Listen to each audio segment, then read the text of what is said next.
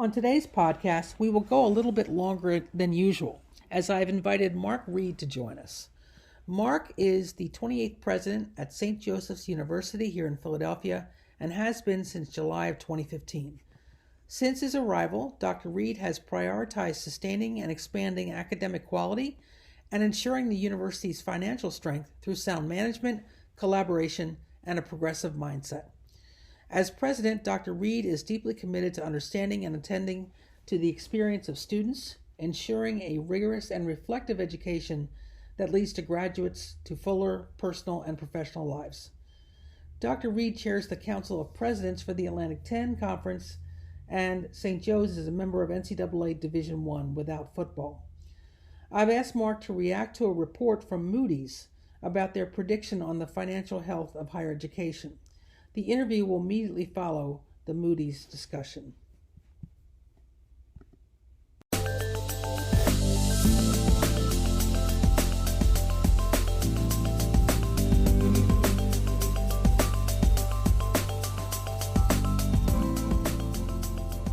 Welcome to Moody's Talks Public Finance, where we share our insights on key trends and developments affecting the credit markets. I'm Susan Fitzgerald, an Associate Managing Director in the U.S. Higher Education Group, and today I'm joined by my colleague, Patrick McCabe. We'll be discussing the results of Moody's 10th Annual Tuition Survey for four-year colleges and universities. Welcome, Patrick. Happy to be here. Thanks, Susan. So let's cut to the chase. Tell us about the main trends that we're seeing in college and university tuition revenue. Sure. So based on our survey results, we project median net tuition revenue growth of 2.3% for private universities and 1% for public universities in 2020. That's lower than we saw last year, right, Patrick? It is. And lower than it's been in prior years. So continued softening.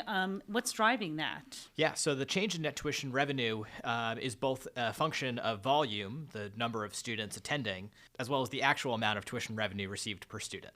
Okay, let's dive into each of those in a little bit more depth. What's happening on the enrollment front? So enrollment at public and private universities is relatively flat. And part of this is due to demographic pressures that we're seeing within the sector. The number of high school graduates is relatively flat across the country, although there are certain regions that are more impacted by this demographic shift. And what it's causing is more competition for students among public and private universities. We're seeing colleges that are moving beyond their traditional or regional markets to try and recruit new students. Okay, so strong competition domestically, and we've heard a lot about declines in international students. What did the survey show us on that front? So the overall trend of lower international student enrollment does continue, with public universities reporting a greater decline than private universities. And this trend is one that does directly affect net tuition revenue, as these international students are typically higher paying students than domestic students. So speaking of higher paying students, graduate enrollment, professional degrees, those students typically are higher paying as well. What are we seeing there? So graduate enrollment does appear to be relatively flat. Part of this is due to the strong economy, which is keeping some prospective students in the workforce. Mm-hmm. Okay. So that's on the volume side. Let's switch and talk a little bit about what we're seeing in terms of how much students are paying, kind of the whole affordability issue, and that's been in the news a lot lately. What did the survey tell us is going to happen for this fiscal year? So at public universities, we expect to see net tuition revenue growth per student of roughly 2% in fiscal 2020, and that is in part due to pricing constraints that are imposed at the state level, typically on in-state undergraduate enrollment. So, for example, we've seen recently tuition rate freezes announced in Virginia for public colleges and universities, or also in South Carolina, tuition increases for public colleges were limited to only offset increasing pension and benefit expenses. In both these cases, these states are increasing the amount of appropriations that are given to their public colleges and universities to offset some of these pricing restrictions. But it is important to keep in mind that from a sector-wide standpoint, the state funding level does remain below pre-2009 recession levels, which does place increasing importance on both net tuition revenue and enrollment trends. Okay. So in the past, we've noticed that there's some divergence in the sector.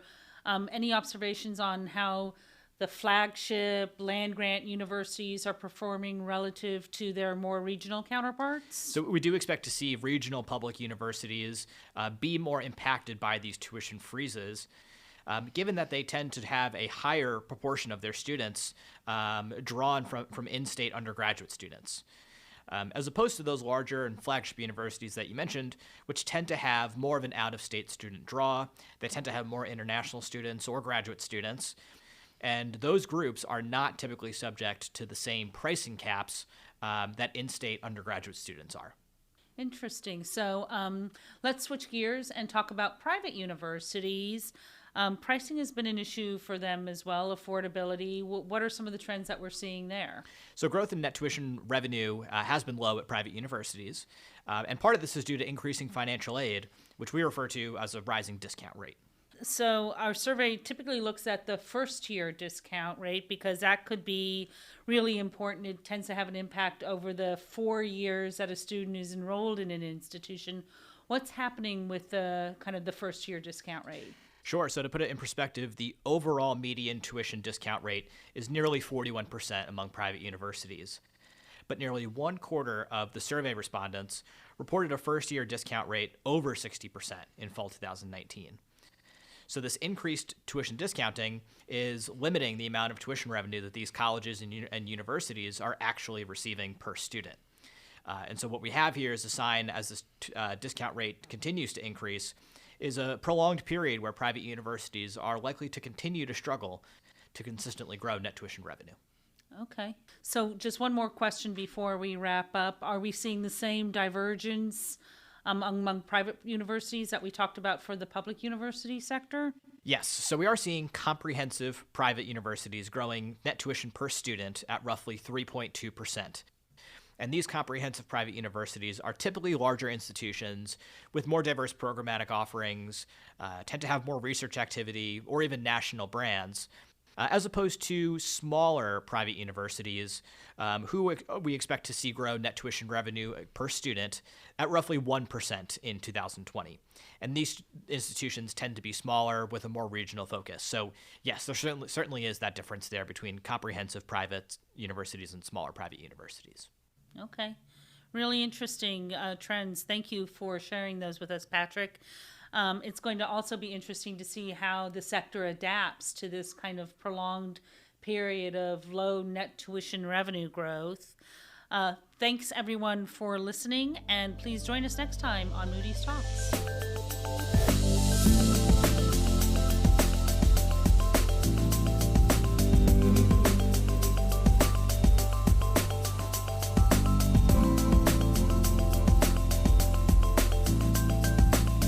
Today by Dr. Mark Reed, president at St. Joseph's University in Philadelphia. And Mark, you and I just had a chance to listen to the podcast from Moody's 10th annual tuition survey, and I'd like to hear your initial reactions to some of their predictions.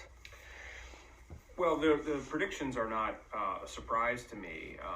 In fact, I think we've been hearing, those of us who've been intimately involved leading or working in institutions for the last 10 years have been hearing similar things for a long time. But I do think that the wider public, the broader public, if you will, is certainly becoming more aware of kind of what we've known about for a while.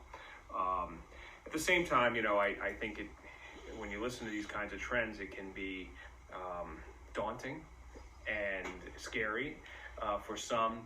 But I think it's also important to keep the perspective that universities have been around a long time. We serve a variety of purposes and really serve the public good.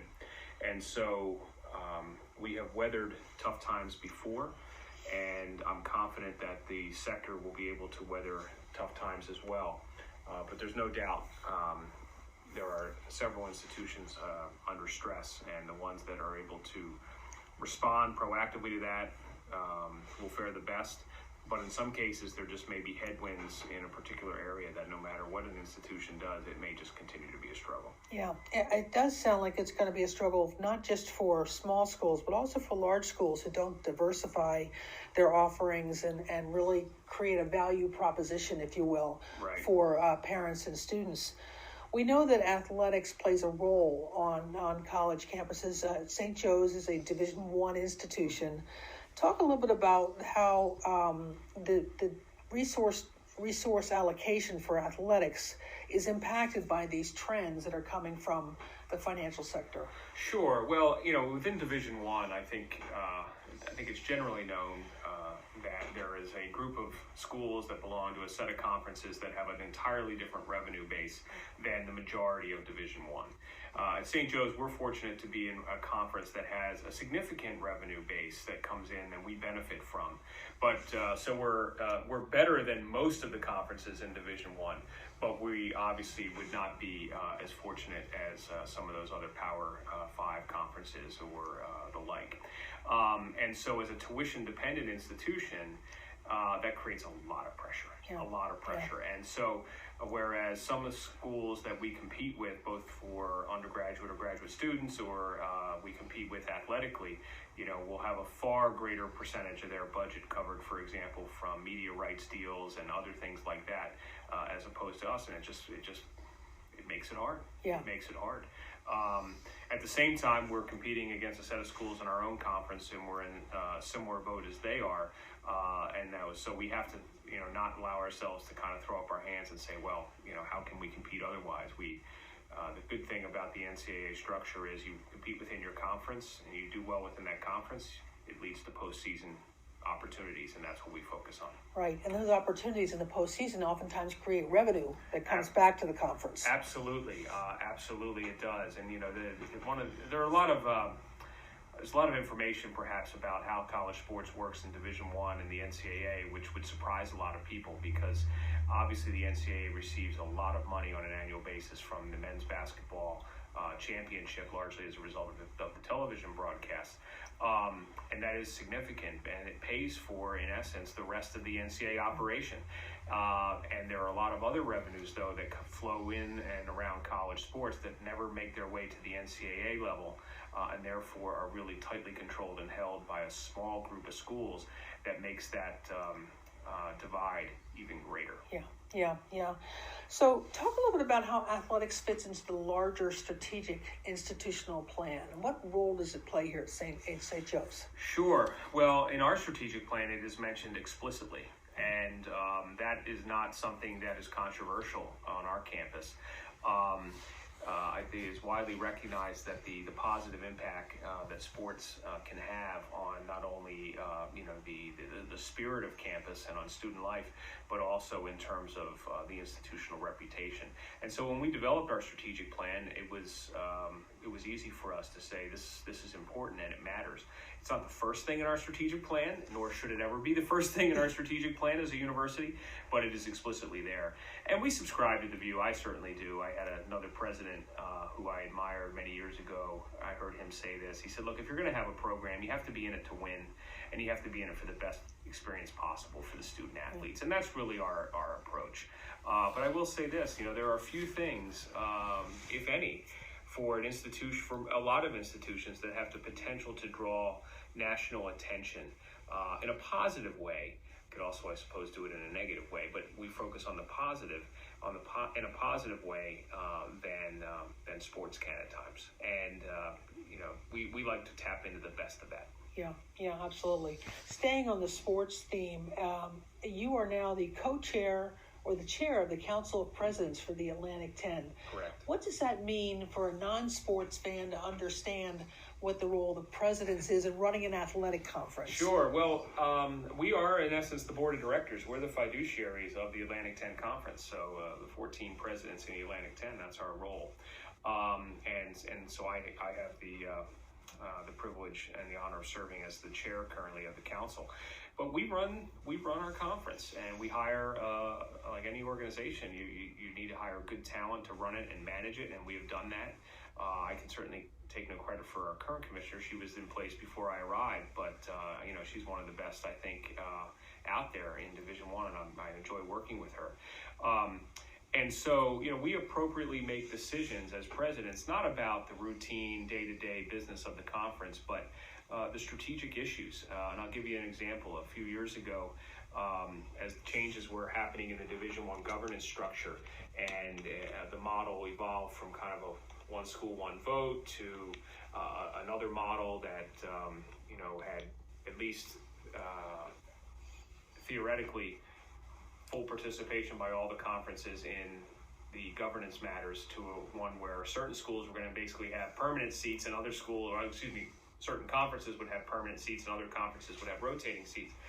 We made the strategic decision that the Atlantic 10 needed to articulate why, as a basketball-centric conference, we deserved consideration for a more permanent seat at the table at the governance level. And so those are the kinds of things that presidents can do, really strategic issues, challenging the conference, challenging our thinking, raising the bar and the expectation.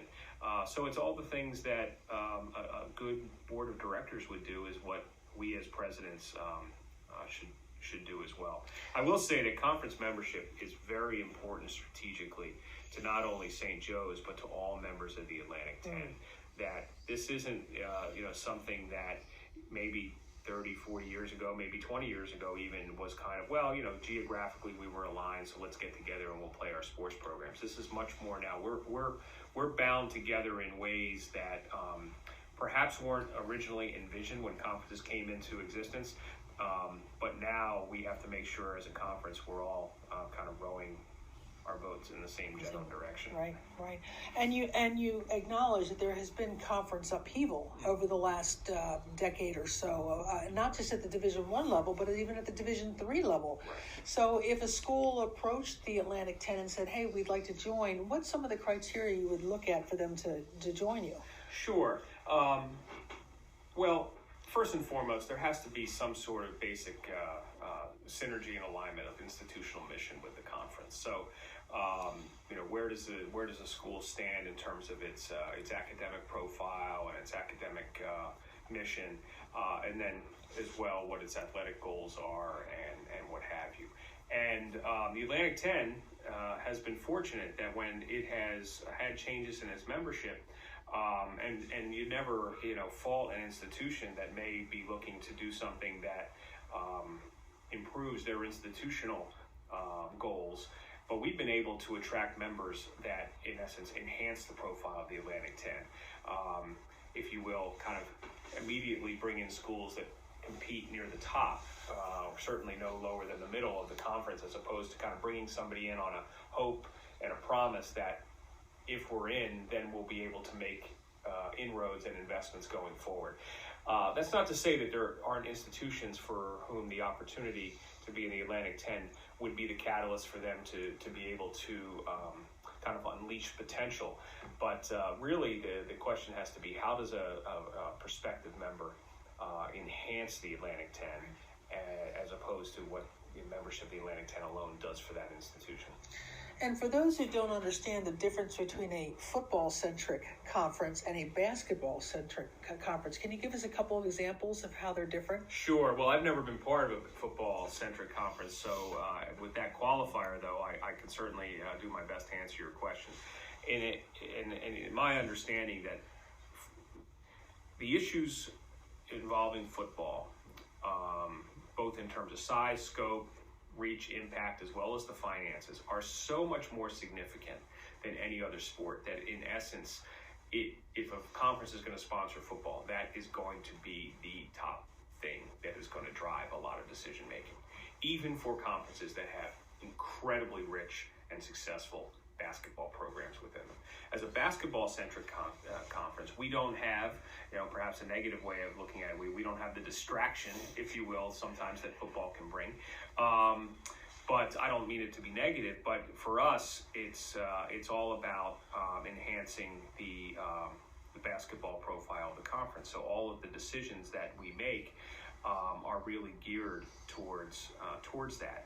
Basketball-centric conferences, though, are faced with the obvious challenge of not having as much inventory, as much content, if you will, to sell or to be attractive to television partners and media rights partners.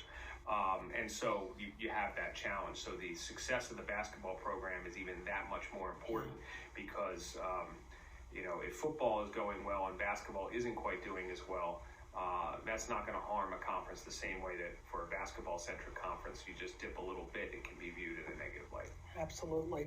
Well, taking that idea and then applying it back to St. Joe's, how does athletics play a role in your marketing, enrollment, and retention strategy on campus? Well, for us, we're a medium-sized university with roughly 8,000 students overall. We're a little bit below that now between undergraduate and graduate students. And so, we're not small. But at the undergraduate level, we have about 4,500 undergraduate students, and that can ebb and flow. It's been as high as 4,700 roughly in the last couple of years. We have about 500 varsity student athletes. So as a percentage of students, it's high, much higher, for example, than you would find in a large public or private university that are going to have more students. And so it's integral to the experience. In many respects, even though we're not a small institution, it's not unlike Division III, where you have, in many cases, but not in all cases, but I can think certainly of some of the elite athletics programs in Division III, these smaller liberal arts colleges, where an even higher percentage of their students are playing sports. And so I just offer that. It's core to what we do and think about as an institution. So obviously it has enrollment, retention, and marketing impacts. We also have 20 varsity programs versus the NCAA minimum of 14.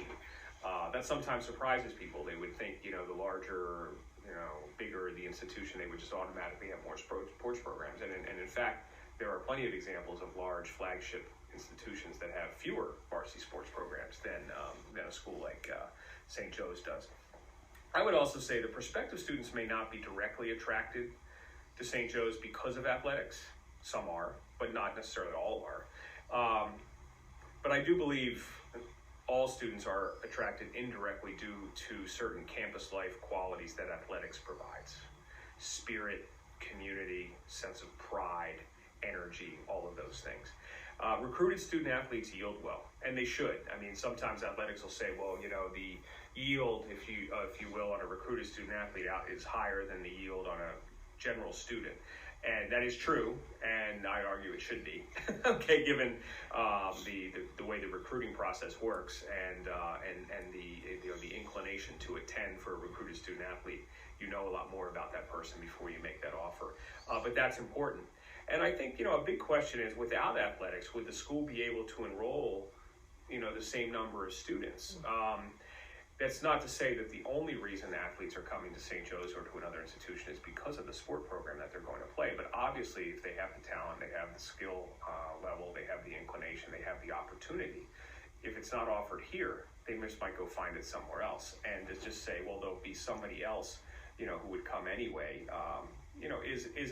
is an interesting hypothesis that I'm not sure I would be willing to test. Right. So it's a big piece of what we are.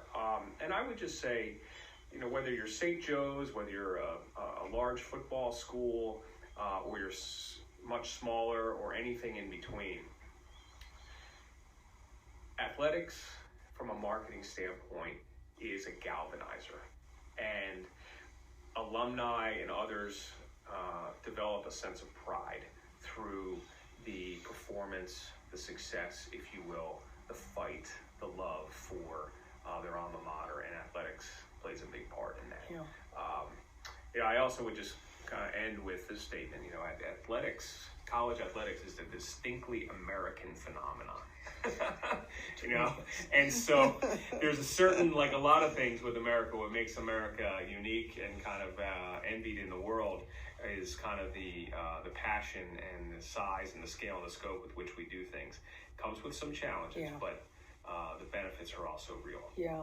You touched on this a little bit earlier, but it's hard to miss the arms race that's going on in Division I athletics, to build bigger, better facilities, to pay coaches more, to hire more assistant coaches and strength coaches and mental coaches and all these kinds of things. How do you manage that in your environment with everything else that we've talked about? Yeah, well, it's a challenge. There's no doubt about it. And I've sometimes on a very simple level, I've said to coaches, I've said to other administrators at times who want to, have more staff or build things bigger and what have you. I said, be careful what you wish for sometimes. The more you add doesn't necessarily mean you get the same one-to-one incremental benefit. Sometimes it can be over-analysis, analysis paralysis.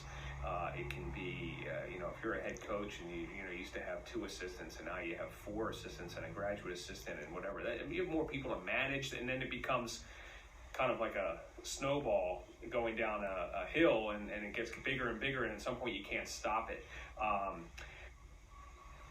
I think athletics reflects, though, things that are happening elsewhere in our country and also in higher education. I mean, I've been doing this for close to 20 years, and I would say that health and wellness and counseling and psychological services have always had a place on our campuses and have always been important. But I think about the need and the change and the evolution for those kinds of services has grown tremendously. I've watched where the majority of advising on campuses were done by the full-time faculty, and now there are teams of professional advisors, if you will, doing that.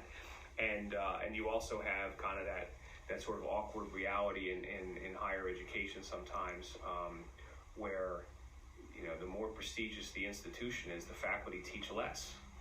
That's not a statement about the faculty. It's just the reality of kind of our sector. So I think athletics reflects that. I think it's important to keep that in perspective, and it's just how to balance all of that. I will say this, though, in conclusion to this question.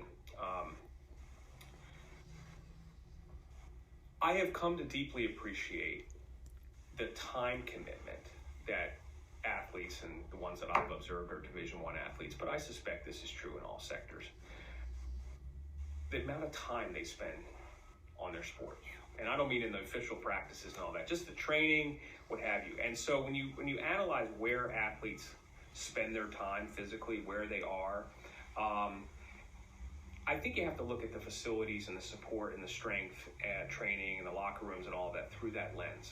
And, for our students, we want to make sure the classrooms are the right and the best that they can be. Well, for student athletes, one of their classrooms is the practice facility that they work in, the place where the lab that they go to practice, or they go to apply what they've learned. I mean, so from that standpoint, I think we need to think of it that way. And I've actually come to the conclusion sometimes that, competition venues are very, very important. But I've learned, talking to student athletes and to some coaches, that the competition venue, if they were to rank their priorities of what their needs are and what would be the most impact, competition venue sometimes is lower on their list. Now, in many cases, it's shared with practice, so I get that. But it often comes down to strength, nutrition, academic support, and training facilities. So that's how we balance it. And at the end of the day, we got to make choices. Absolutely. And your observation about this, where athletes spend most of their time is well served, because if you're practicing 6 days a week, probably 4 or 5 of those days are in practice and the other days in the game environment. So why not emphasize that experience over others? That makes sense. So you talked early on about fiduciary responsibilities that you had in the conference. Your board of trustees here at St. Joseph's has a fiduciary responsibility for oversight with you in intercollegiate athletics. Can you talk a little bit about how you work with them on that responsibility? Sure. Well, first and foremost, and the NCAA has made it very, very clear that I, as president, am accountable for what happens in our athletics program, both positive and negative. And the athletics director is directly accountable to me in that particular regard, and I to the board. And the Association of Governing Boards, the AGB, I think has put together over the years a variety of good resources that talk about this. Now, like any organization, you're trying to provide guidelines that are applicable to a very, very diverse set of institutions, some institutions, public institutions, which are governed by very specific state laws about, open records and other kinds of things, to private universities, which essentially make their own policy decisions, if you will. But one thing the AGB is very, very clear about is, kind of drawing the line between governance and oversight and management. And so the board, in my view, has every right and every expectation to receive from me and from the athletic director current, accurate, complete, and transparent information about the state of affairs in athletics. What do we spend? What are the graduation rates? What are the how does the recruiting process work? What are the compliance control mechanisms in place? All of those kinds of things. What criteria do we use to evaluate coaches or to evaluate programs? But where that stops is when you actually then are going to make a decision about personnel. And personnel, I'd also mean coaches, but who's going to be recruited? Who's going to play? Who's going to do those things?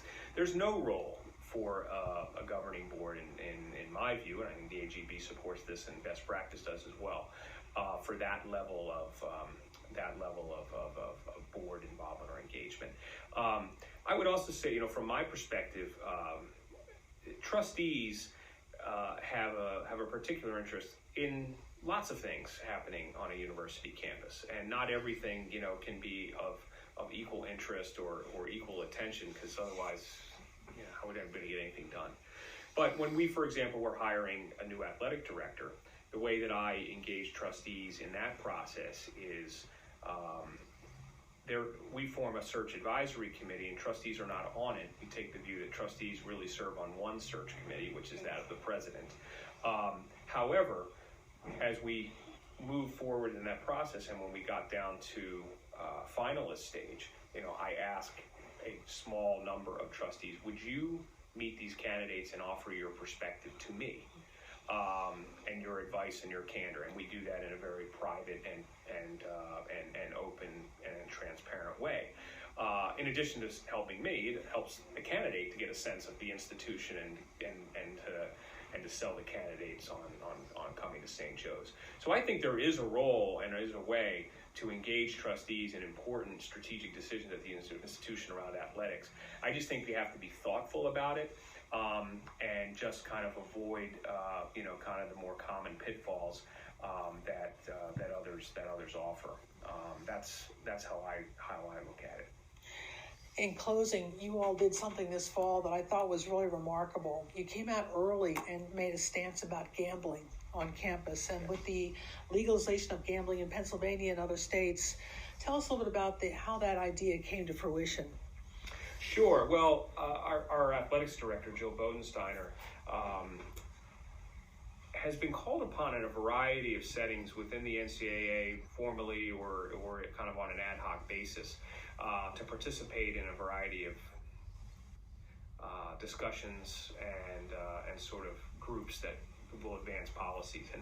And on this one, she came to me and said, this issue's out there. We happen to be in a state in the Commonwealth of Pennsylvania that was going to say, it's going to be legal, so be ready and go for it. And she said, we really have to have some sort of policy around this. And so she, along with others on campus, got together and decided that we should be an institution that should not permit our community members, students, faculty, staff, trustees included, because of their fiduciary role and their oversight role. We should not be in a position where a member of the St. Joe's community, the family, if you will, is wagering on St. Joe's athletics. And I was not surprised, given our mission and kind of consistent with our culture, that was not a controversial or a difficult conclusion to reach. Mm-hmm. I do know there are other institutions that put in perhaps ahead of us or not long after us kind of similar policies, so we don't proclaim to have somehow figured something out that others haven't been thinking about, haven't been talking about as well. But I would say, based on my read or my understanding of kind of our actions, maybe perhaps in comparison to some others, is that ours is really an institutional policy, and we feel strongly like that. We don't want to be the type of community where someone is betting on the success or the failure of another member of the community. It's pressure filled enough, and that just didn't feel right to us. Yeah.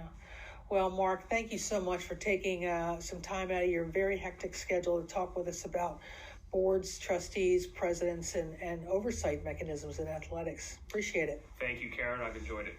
Excellent.